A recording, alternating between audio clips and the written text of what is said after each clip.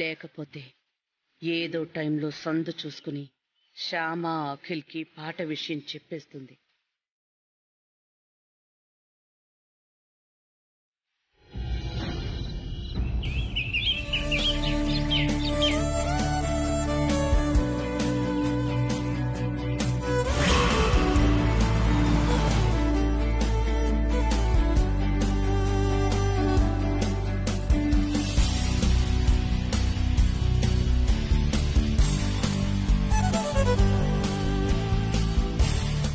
Hello,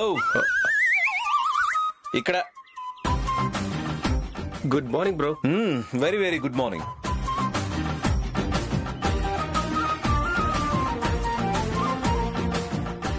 ఏంటి చూస్తున్నావు? రూపారాణి కోసమా? కాదు, నీ రూపాన్ని చూస్తున్న రాణి ఎక్కడుందా అని చూస్తున్నాను. ఓ, అంటే అదేరా, లాన్ లో ఎగ్జిబిషన్ పెట్టి ఎక్సర్సైజులు చేస్తున్నావు కదా, ఎవరి కోసం చేస్తున్నావా అని చూస్తున్నాను. ఏడ్చాలే, నేను ఎక్సర్సైజులు చేస్తుంది ఎవరి కోసమో కాదు, నా కోసమే. నాకు తెలుసులేరా, నేను సరదాగా అన్నాను. తమరికేంటి పొద్దున్నే మా మీద దయ కలిగింది? మా మమ్మీ పంపించారా? తన కోడల్ని చూసిరమ్మనా? కాదురా, ఎంగేజ్మెంట్ కి 3 డేట్స్ బాగున్నాయంట, వాటి గురించి మాట్లాడడానికి. అవునా? Very good, congratulations. Thank you.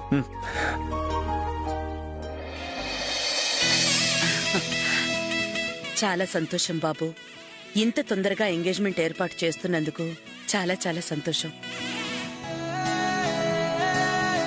ఆ 3 డేట్స్ లో ఏదో ఒక డేట్ ఫైనలైజ్ చేద్దాంలే బాబు. ఆ విషయమే ఒకసారి అమ్మ మిమ్మల్ని ఫోన్ చేసి మాట్లాడమన్నారు. అలాగే అలాగే ఫోన్ చేస్తాను. ఏంట్రా చూస్తున్నావు? రూపారాణి కోసమా?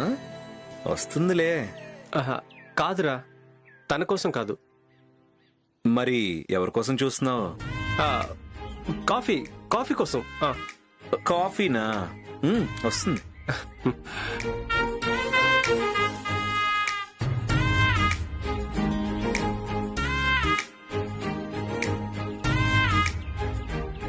హాయ్ అండి, బాగున్నారా? కాఫీ తీసుకోండి. రూపారాణి తీసుకొస్తుందని ఎక్స్పెక్ట్ చేసావు కదూ?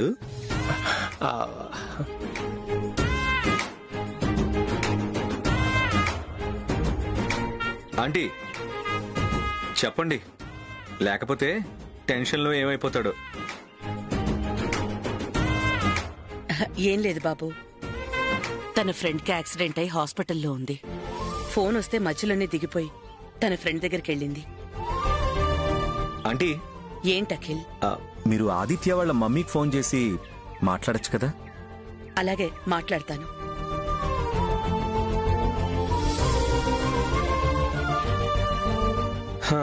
క్షమా, నాకు రూపా ఆదిత్యాన్ని చూస్తుంటే చాలా సంతోషంగా ఉంది. మేడ్ ఫర్ ఈచ్ అదర్ లా ఉన్నారు కదా? అవునండి. నేను నా ఫ్రెండ్ ఒకే ఊరికి అల్లుళ్ళం అవుతున్నందుకు నాకు చాలా హ్యాపీగా ఉంది.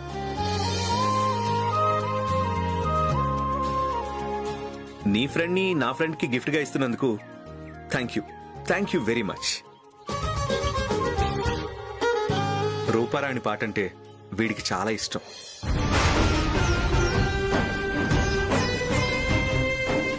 కేవలం తన పాట నచ్చే తనను పెళ్లి చేసుకుంటున్నాడు.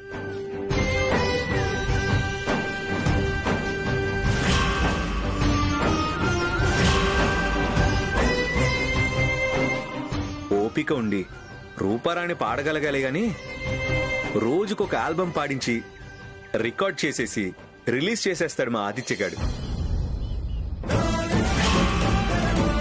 అలా చేస్తే గనుక రూపారాణికి ఇంకా పేరు వచ్చేసి నంబర్ 1 సింగర్ అయిపోతుంది.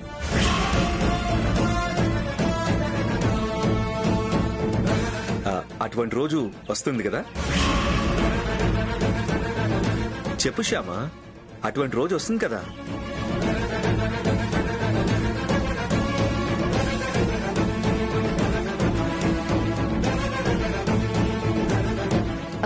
వస్తుందండి. ఆ కన్నయ్య దయ ఉంటే తప్పకుండా వస్తుంది.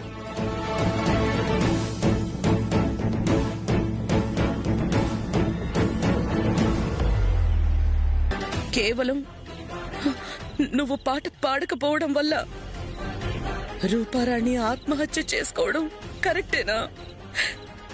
ఒక్కసారి ఆలోచించు. కేవలం నువ్వు పాట పాడకపోవడం వల్ల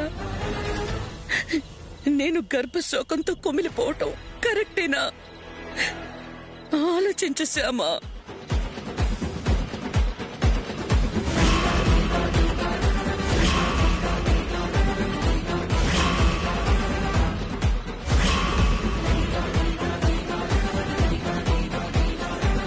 సరే, పాడుతాను. నువ్వు చెప్పినట్టే రికార్డింగ్ స్టూడియోకి వచ్చి పాట పాడుతాను. కాకపోతే కన్నయ్య పాడమని చెప్పాలి.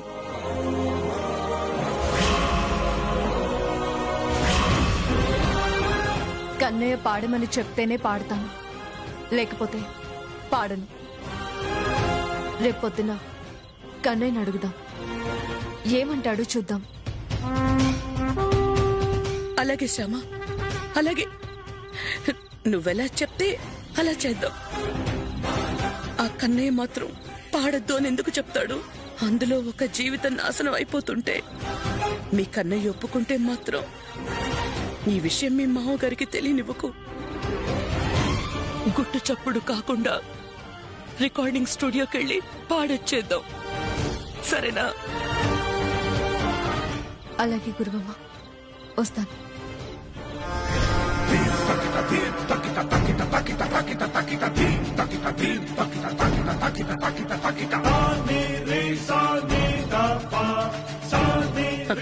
ఏంటి కన్నయ్య పాడమంటే పాడతావా?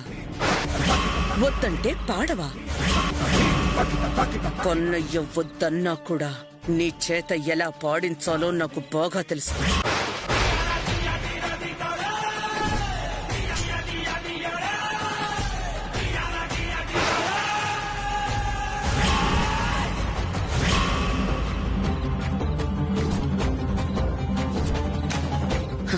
నువ్వు సంతకం పెట్టిన స్టాంప్ పేపర్స్ నా దగ్గరున్నా కూడా నిన్నెందుకింతలా బ్రతిమాలానో తెలుసా? దీన్ని భవిష్యత్తులో బ్రహ్మాస్త్రంగా వాడుకోవడానికి.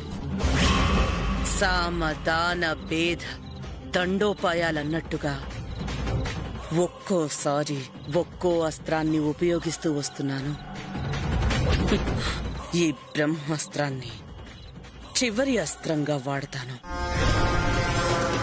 రూపరాణి లైఫ్ సెటిల్ అయిపోయేలా చేస్తాను.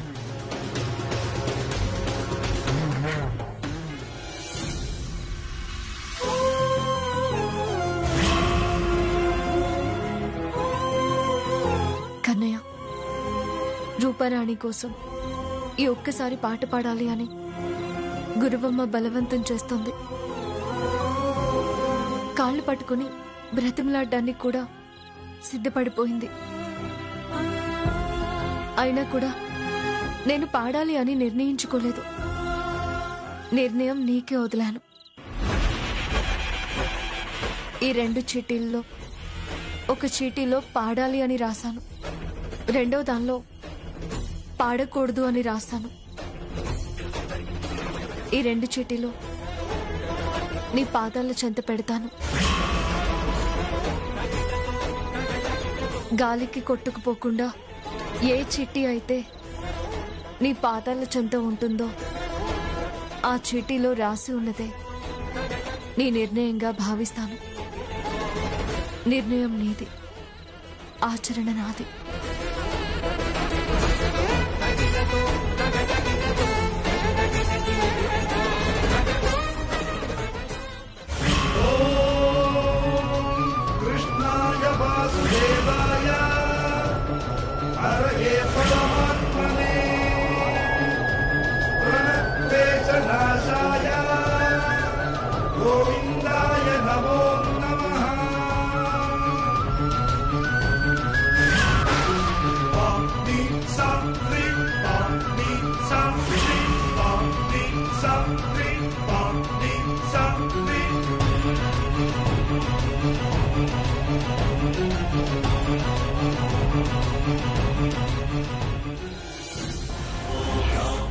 పాడాలి పాడాలి అని ఉంది. అంటే వెళ్ళి పాట పాడమంటావా కన్నయ్య? మీరంతగా అభిమానించే రూపారాణి పాట నిజానికి రూపారాణి కాదు పాడేది. రూపారాణి పాడినట్టుగా తన వెనకాలండి నేనే పాడుతున్నాను. ఇలా చేయడం తప్పో ఒప్పో నాకు తెలియదు. తప్పనిసరి పరిస్థితుల్లో చేయాల్సి వచ్చింది. నా పరిస్థితిని అర్థం చేసుకొని నన్ను మీరు క్షమించగలిగితే పాట పాడడం పూర్తయ్యేసరికి మీరు రికార్డింగ్ థియేటర్కి రండి. మీతో పాటు కలిసి మీ భార్యగా ఇంటికి వస్తాను.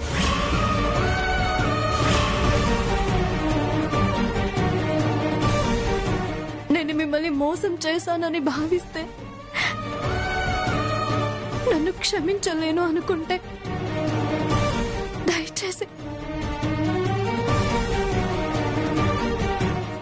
మీరు నన్ను మర్చిపోండి.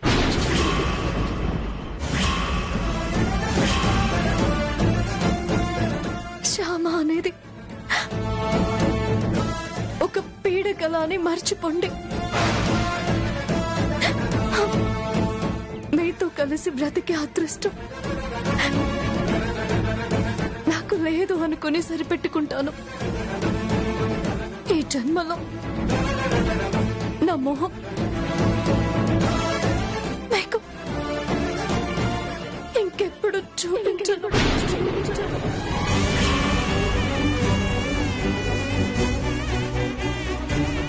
ఉంటాను. మీ భార్య అవునో కాదో తెలియని శ్యామ. శ్యామ, ఇంకా ఎంతసేపు? తొందరగా రా. ఏంటి గురువమ్మ? ఆల్రెడీ అది రికార్డింగ్ స్టూడియోకి వెళ్లిపోయింది. ఎందుకు తను ముందు వెళ్ళింది? ఎందుకా? నీకు సెపరేట్ గా మైక్ ఏర్పాటు చేసి అక్కడ వాళ్ళకి నువ్వు పాట పాడుతున్న విషయం తెలియకుండా ఉండాలి అంటే అక్కడొక వ్యక్తి మేనేజ్ చెయ్యాలి కదా. వాడితో మాట్లాడడానికి వెళ్ళింది. మనం వెళ్లేసరికి ఆ ఏర్పాట్లన్నీ తను చూసుకుంటుందిలే. కారెక్కు, పద.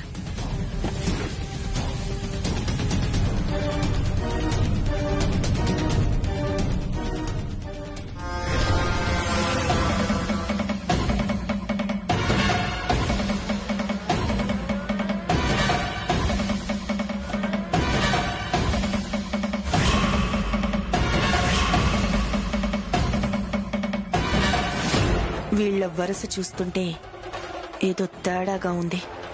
వీళ్ళు షాపింగ్కి వెళ్ళడం లేదు. ఎక్కడికి వెళ్తున్నారో కనుక్కోవాలి. కనుక్కుంటాను. సాయి, ఆ కార్ని ఫాలో చేయి. అలాగే మేడం.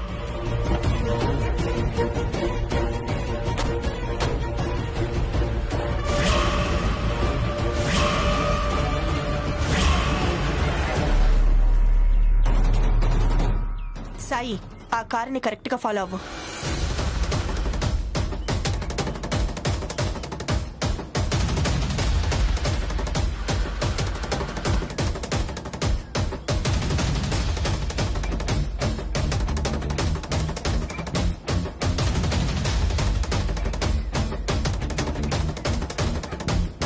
షాపింగ్కి వెళ్తున్నామని చెప్పి ఇటువైపు వెళ్తున్నారేంటి?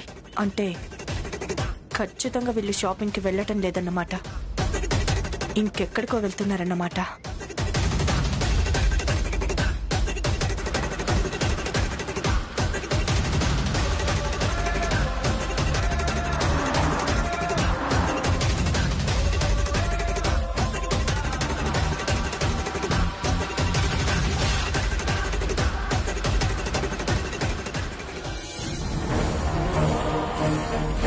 దొరుకుతారు. ఇవాళ ఖచ్చితంగా వాళ్ళు నాకు దొరుకుతారు. వాళ్ళ మధ్య ఉన్న రహస్యం మొత్తం ఇవాళ నాకు తెలిసిపోతుంది. సాయి, ఫాస్ట్ గా వెళ్ళు.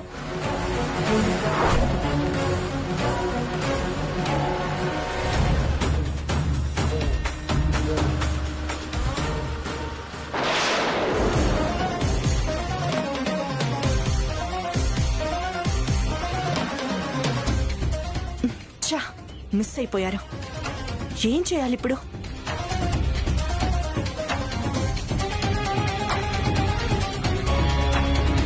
వీళ్ళు నాకు దొరకకుండా మిస్ అయినా అఖిల్ కన్నా దొరికేలా చేయాలి. వీళ్ళ మధ్య రహస్యాన్ని బట్టబయలు చేయాలి.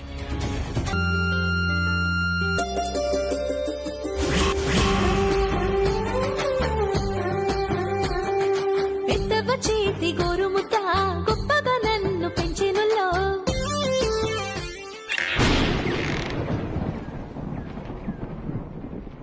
పెద్దయ్య నియతి కథలతోటి తెలివి బాగా వచ్చెనుల్లో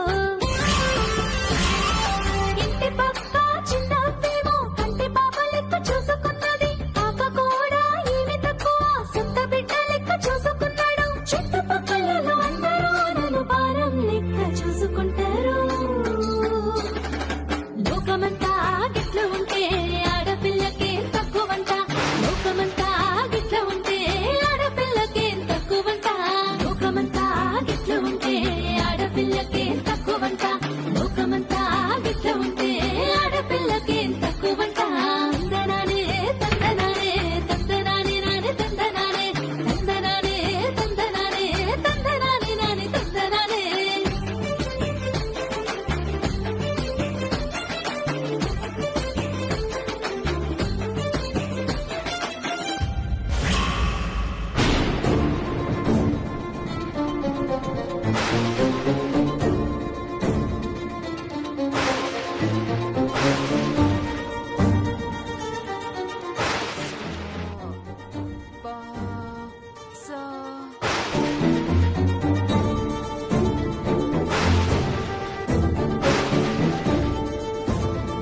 నీకు పాటలు పాడటం వచ్చా? నా ఫోన్ కి ఈ ఓటీజీ కేబుల్ పెట్టి రూపారాణి పాటలు పెన్ డ్రైవ్ లో పెట్టాను.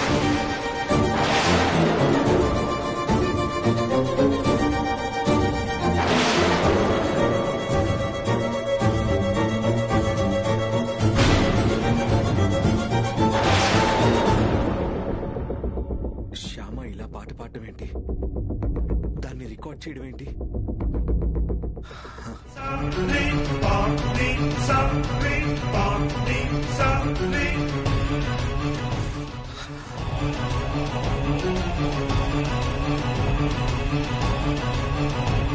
చాలా బాగా పాడిందమ్మా. చాలా చాలా బాగా పాడింది.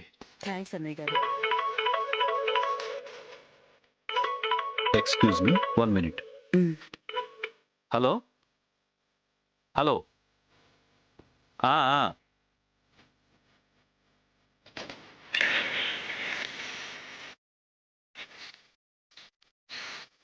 బాగా వచ్చింది మేడం పాట. సాంగ్ బ్యాలెన్స్ చేసి ఈవినింగ్ లోపిస్తాను. ఓకేనండి, థ్యాంక్ యూ. Okay madam. మావయ్య గారు ఏరు మమ్మీ? ఇప్పుడే ఫోన్ వస్తే బయటికి వెళ్ళారు. Thank you Shyama, thank you very much.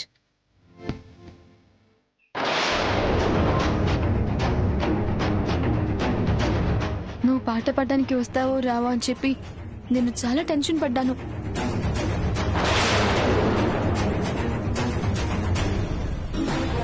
నువ్వు పాడడానికి వచ్చావు కాబట్టి నువ్వు పాడిన పాటనే రికార్డ్ చేస్తూ నేనే ఆ పాట పాడినట్టుగా ఆదిత్య వాళ్ళ నాన్నని నమ్మించగలిగాను.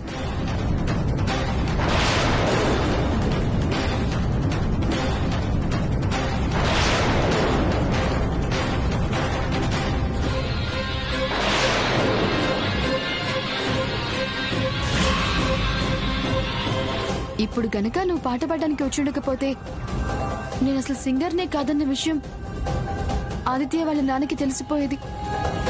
మా పెళ్లి ఆగిపోయేది.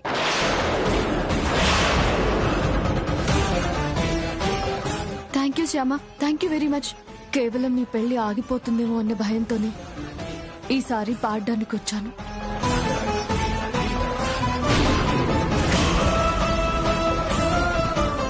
దయచేసి ఇంకెప్పుడు ఇలా పాట పాడమని నన్ను బలవంతం చేయొద్దు.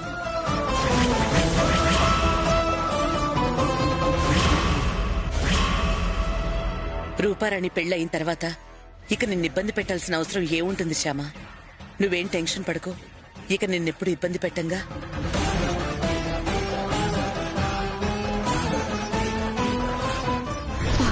పాడడం పూర్తయ్యేసరికి మీరు రికార్డింగ్ స్టూడియోకి రండి. ఈ పాటకి అఖిల్ బాబు నేను పంపించిన వాయిస్ మెసేజ్ వినే ఉంటారు. నన్ను క్షమిస్తే ఇక్కడికి వస్తారు, లేకపోతే లేదు. ఒకవేళ వచ్చారేమో వెళ్ళి కలుద్దాం. గురువమ్మ, నేను వెళ్ళి పార్కింగ్ దగ్గర వెయిట్ చేస్తూ ఉంటాను. మీరు ఆదిత్య వాళ్ళ నాన్నగారితో మాట్లాడి వచ్చేయండి. అలాగే, వెళ్ళమ్మా, వెళ్ళు.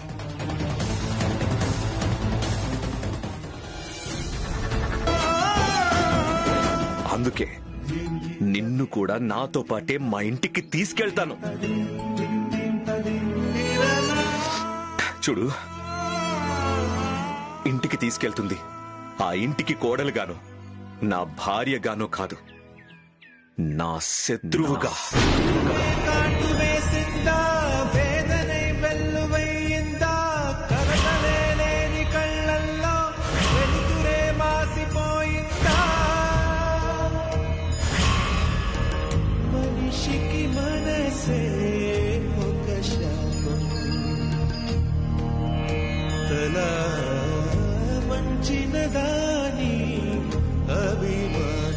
ప్రియమైన నా శత్రువుగా ఆ ఇంటికి తీసుకెళ్తున్నాను.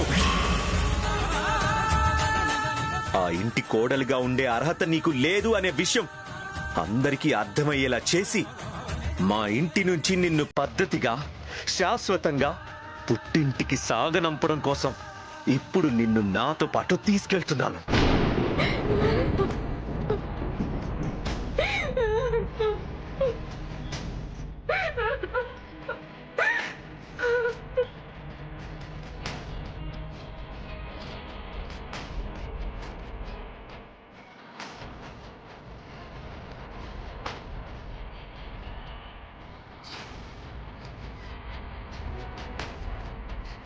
పద.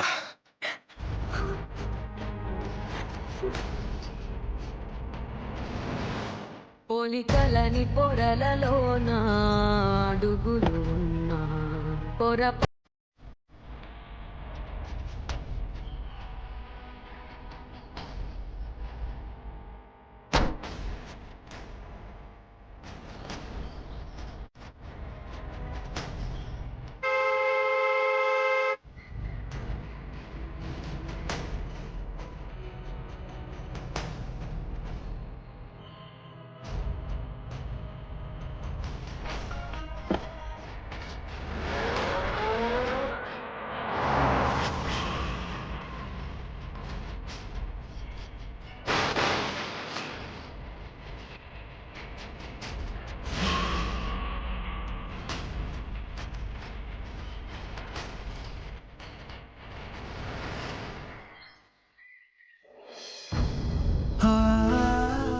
ఇప్పుడు నేను మనసు లేని మనిషిని, అంటే ప్రాణం ఉన్న శవాన్ని.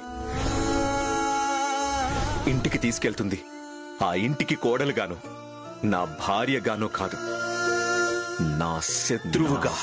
అఖిల్ బాబు ప్రవర్తనలో మార్పు వచ్చింది. అఖిల్ బాబు నన్ను చూడడానికి కూడా ఇష్టపడటం లేదు. పాట విషయంలో నేను మీకు చెప్పింది అబద్ధమే కావచ్చు, కానీ ఆ అబద్ధం వెనుక నా అవసరం ఉంది.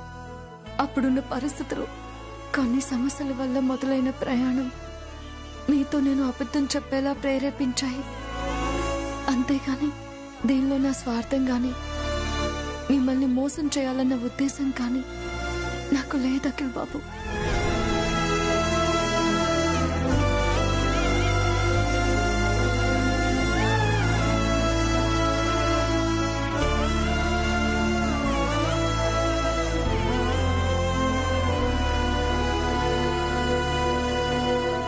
Hi dad. హాయ్ రా. Hi. Hi mom. Hi Arun. ఏంటన్నయ్య ఈరోజు చాలా సంతోషంగా కనిపిస్తున్నావు? అవును అరుణ్, ఈరోజు నాకు చాలా ఆనందంగా ఉంది.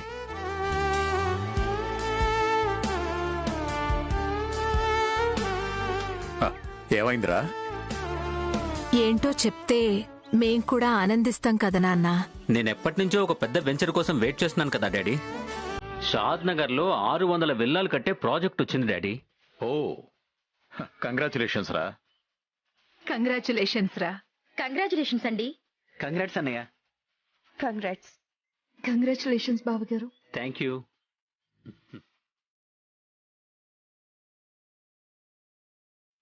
రే, నువ్వు ఆనందంలో చెయ్యి కడుక్కోవడం కూడా మర్చిపోయావు. వెళ్ళి చెయ్యి కడుక్కునరా. Okay okay, sorry.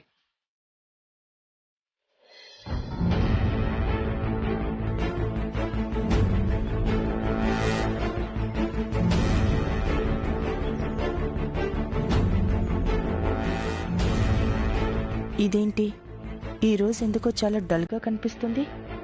ఇది డల్.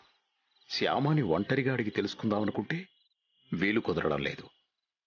అయినా అఖిల్కి నాతో చెప్పకూడని అంత అర్జెంటు పని ఏముంది? అసలు వాడు ఎక్కడికి వెళ్ళుంటాడు?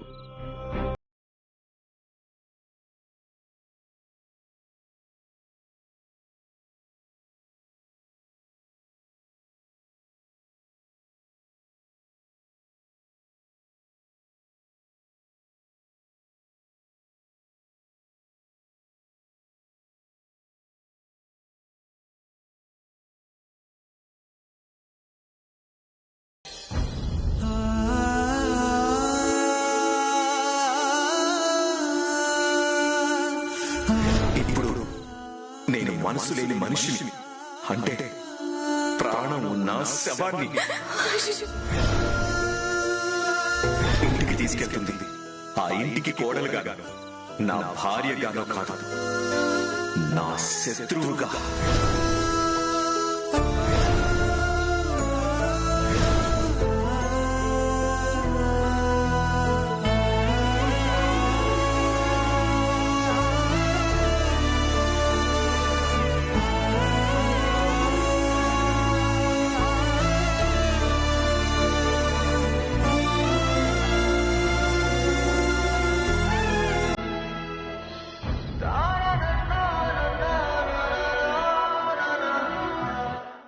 ఈ టైంలో శ్యామ ఎక్కడుందేంటి?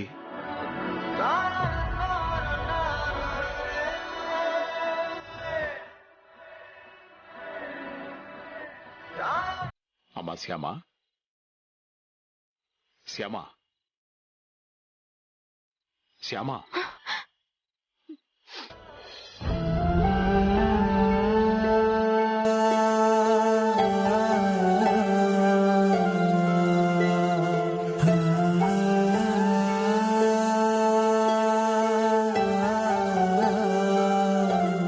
ఎందుకు ఏడుస్తున్నావమ్మా? అసలు ఏం జరిగింది? కష్టం కడుపులో దాచుకుంటే భారం అవుతుందమ్మా. ఇంకొకరితో పంచుకుంటే తేలికవుతుంది. ఏం జరిగిందో చెప్పు శ్యామ. అమ్మా శ్యామ, నిన్ను కోడలిగా కాదమ్మా, నా కూతురుగా భావిస్తున్నాను. అసలు ఏం జరిగిందో చెప్పమ్మా. చెప్పమ్మా, అసలు ఏం జరిగింది? అఖిల్ ఎందుకో నిన్ను కావాలనే అవాయిడ్ చేస్తున్నాడనిపిస్తోంది. ఏం జరిగిందో చెప్పమ్మా ప్లీజ్. ఆయనకి నిజం తెలిసిపోయింది మావయ్య గారు.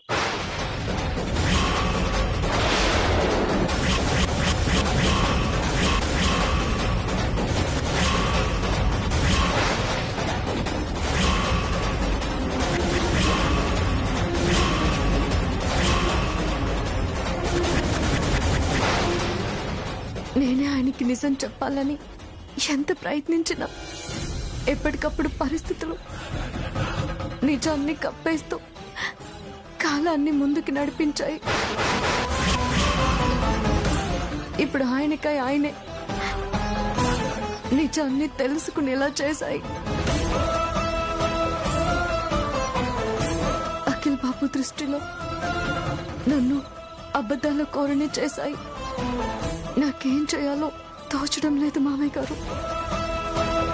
ఆయన నిర్ణయం ఎలా ఉంటుందో ఊహించుకోవడానికే భయం వేస్తుంది. కనీసం నా మొహం చూడ్డానికి కూడా అఖిల్ బాబు ఇష్టపడ్డం లేదు మామయ్య గారు. ఇప్పుడు అఖిల్ బాబు మనసులో నా మీదున్న ద్వేషం నా జీవితాన్ని ఏ మలుపు తిప్పుతుందో నాకు అర్థం కావడం లేదు. అసలు ఆయన జీవితంలో నన్ను ఉండనిస్తారో లేదో కూడా నాకు తెలియడం లేదు మామయ్య గారు. అమ్మా శ్యామ, నువ్వేం బాధపడకమ్మా. అఖిల్ మనసులో నీ మీదున్నది అపోహ మాత్రమే. అపోహకి ఆయుష్ ఎక్కువ కాలం ఉండదమ్మా. నేను వాడితో ఒకసారి మాట్లాడతాను.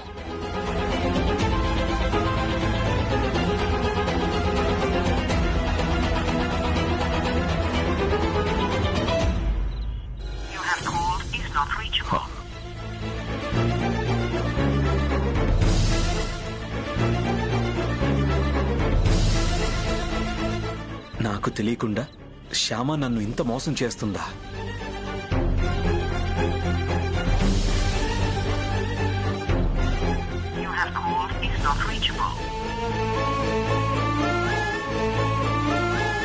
ఏమైంది మామయ్య గారు? Not reachable వస్తోందమ్మా.